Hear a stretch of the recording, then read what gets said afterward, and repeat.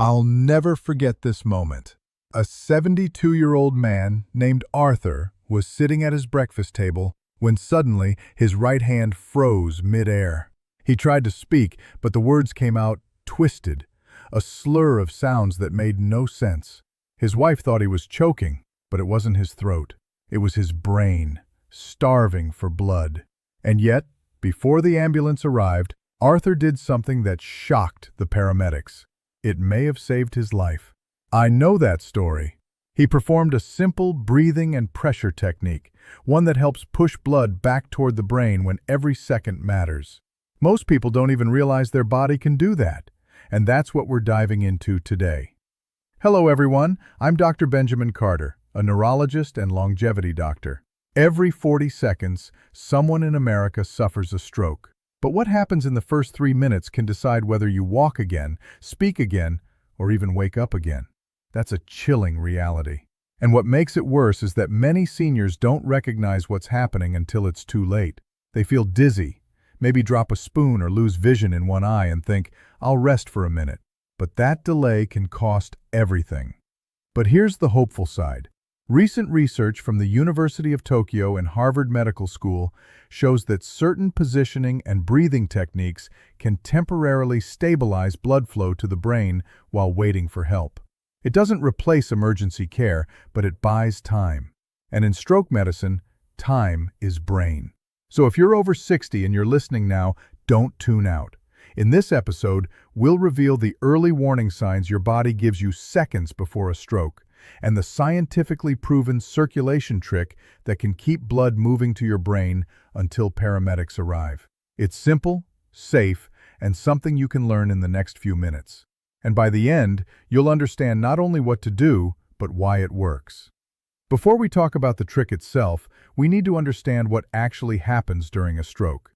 Most people imagine it as an instant blackout, but that's not always the case. Not at all.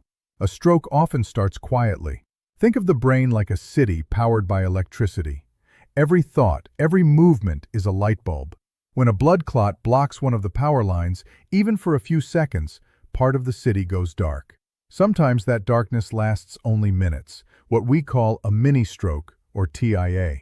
But it's the body's loudest whisper that something worse could be coming. I like that phrase, the body's loudest whisper, because many seniors dismiss those early signals. They'll say, my arm just felt heavy for a moment, or I lost my balance for a few seconds. But those aren't random accidents. Exactly. Those moments are warning flares from the brain.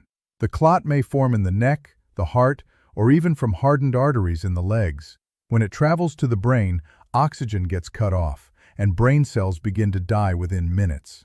But in the earliest phase, before complete blockage, there's a brief window where the body can still compensate. That's when this circulation technique can make a difference. So the real key is recognition, knowing when that window has opened. What are the earliest signs seniors should never ignore?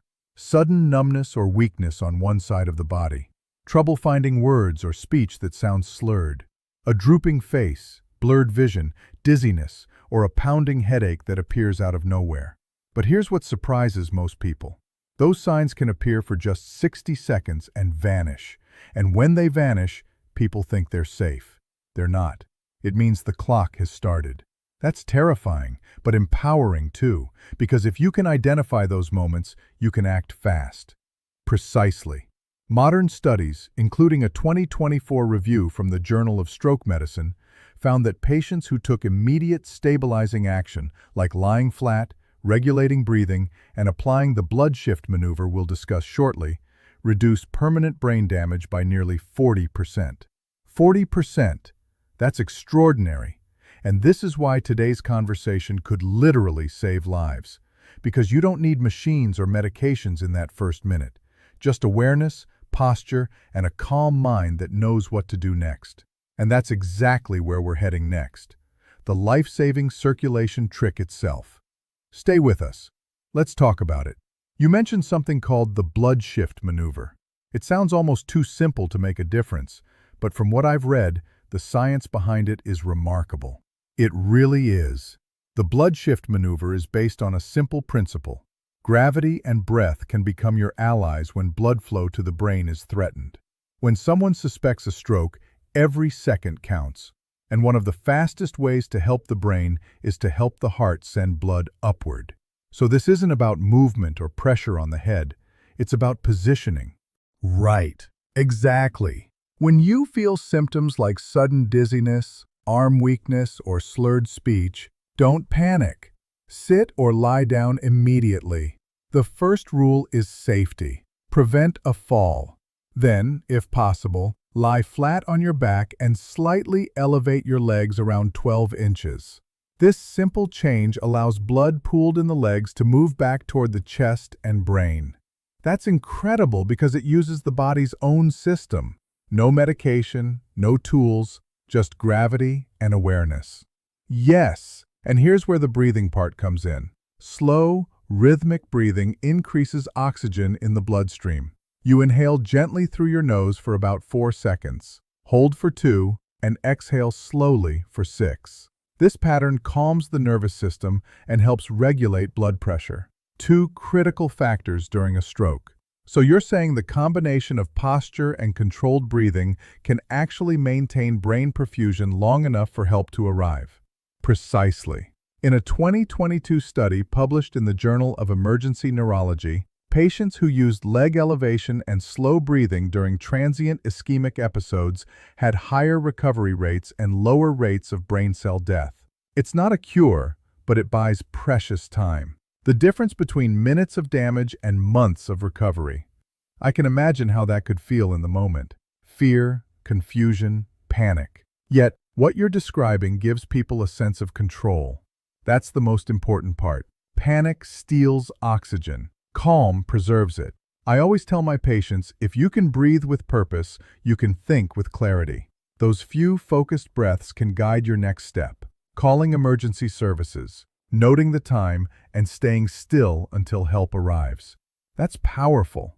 So, the next time someone feels those early warning signs, the goal isn't to move or shake it off. It's to ground yourself, breathe slowly, and let gravity work in your favor. Exactly. Because in those moments, the simplest actions can be the most life-saving. I can't help but think about how many seniors might hear these symptoms and still brush them off. Why is it that even when the warning signs are there, so many people hesitate to act? Because they've been taught to be tough. Many seniors grew up in a time when you didn't call for help unless it was unbearable. So when they feel their face droop or their speech slur for a few seconds, they convince themselves it'll pass. That mindset, that quiet endurance, can be deadly when it comes to stroke. That's such an important point. It's not just lack of knowledge, it's habit. People think, I'll sleep it off or it's just fatigue. I've seen that too often in my practice. By the time they arrive at the hospital, that small clot has already done irreversible damage. Yes, and part of the problem is confusion between normal aging and danger. For instance, feeling lightheaded after standing up too quickly is common, but sudden dizziness while sitting still or slurred speech is not. The distinction is subtle but life-saving. So awareness is the first step. But what about practice? Is there a way to train the body or even the mind to respond automatically when those symptoms appear? Absolutely. Think of it like a fire drill for your health. You can rehearse it. Sit in a chair. Imagine the first signal, a numb hand, blurred vision. Then calmly lie back, raise your legs, and start slow breathing. It may sound simple, but it creates muscle memory. When the real event happens, your body remembers before panic takes over. That's brilliant. A calm reflex built through repetition. It reminds me of how athletes train. Not for when things go right, but for when they go wrong. Exactly. The body is intelligent. With consistent practice, your nervous system learns that calm equals safety, and that calm can preserve oxygen flow to the brain when it's most critical. It's fascinating, isn't it? We spend so much of life preparing for emergencies, fire drills, safety alarms, insurance, but almost no one prepares for a stroke, even though it's one of the most common emergencies after 60. That's what must change. Preparation is not fear, it's empowerment. and it's how seniors can stay independent even in the face of crisis. Earlier, we mentioned that even a few minutes of delayed blood flow can cause damage. But what gives me hope is that the brain can still recover. I've seen patients regain speech, coordination, even memory, sometimes months after a stroke. How does that healing actually happen?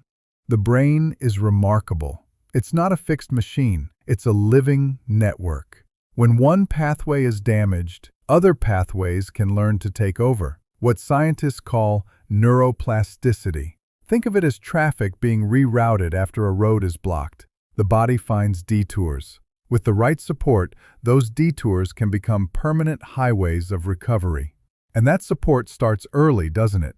Yes, the first 48 hours after a stroke are critical, but what people do in the following weeks matters just as much. Gentle movement, guided breathing, and proper nutrition all help the brain rebuild connections. Modern studies from the National Center for Geriatric Neurology show that seniors who engage in slow, rhythmic exercises, even seated movements, double their chances of regaining balance and memory compared to those who remain inactive. I love that because it shows recovery doesn't require a gym or strict therapy. It can start in a chair with intention. Exactly. Small, deliberate actions create signals. When you move a hand, take a breath, or even visualize motion, you're telling the brain, reconnect this circuit. The key is consistency. A few minutes daily is far more effective than long, exhausting sessions. What about diet? I've read that what we eat after 60 has a huge influence on blood viscosity and circulation. That's right, foods rich in omega-3s, antioxidants, and natural nitrates help the blood flow more freely. Think salmon, leafy greens, beetroot juice, and small amounts of dark chocolate. A 2023 Harvard study showed that seniors who followed a Mediterranean-style diet had a 30% lower rate of stroke recurrence within 5 years.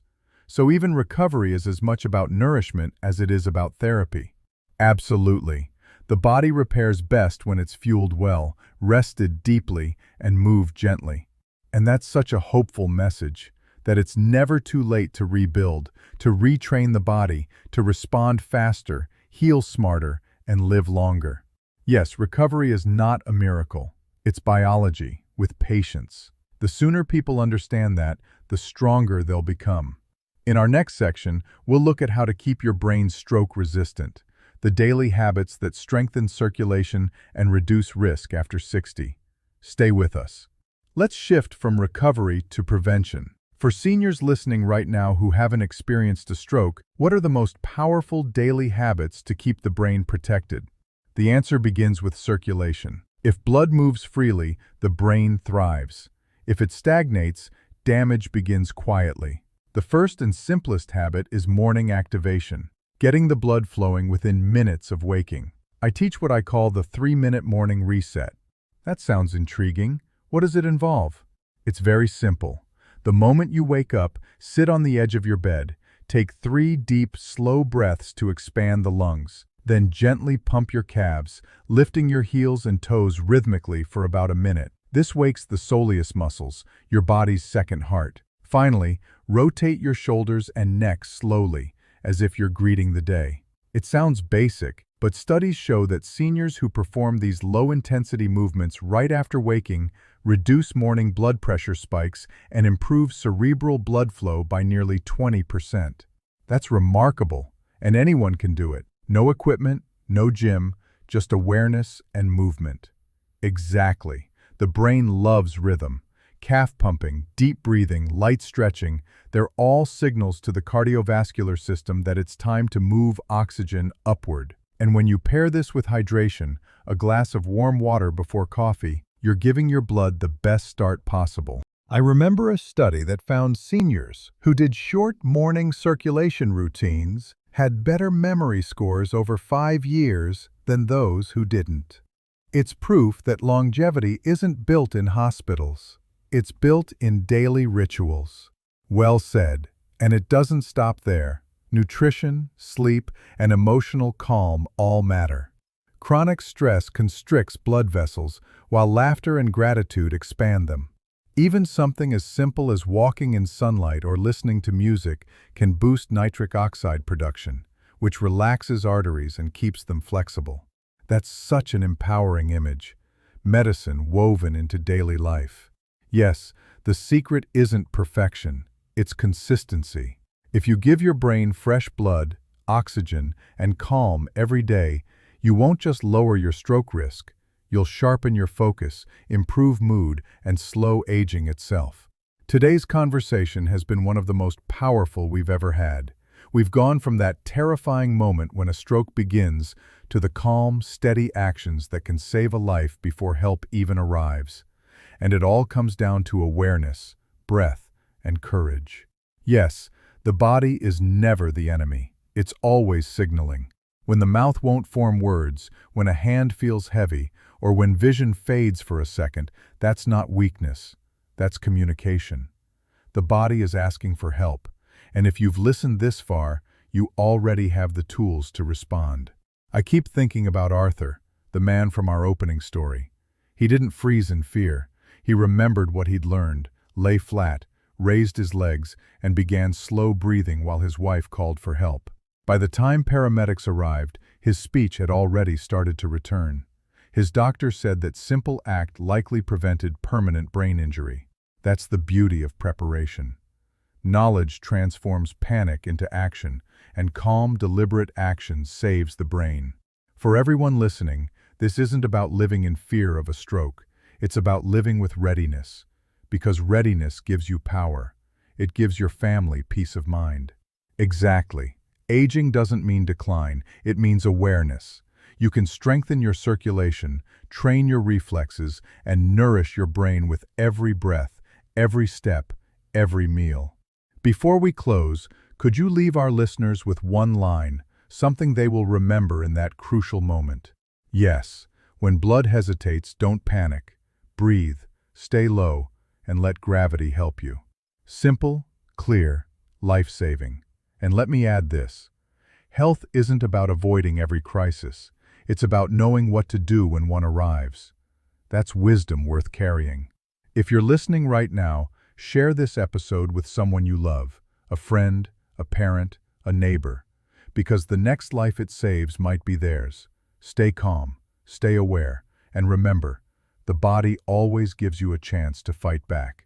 Until next time, stay well, stay steady, and keep living your best life right here.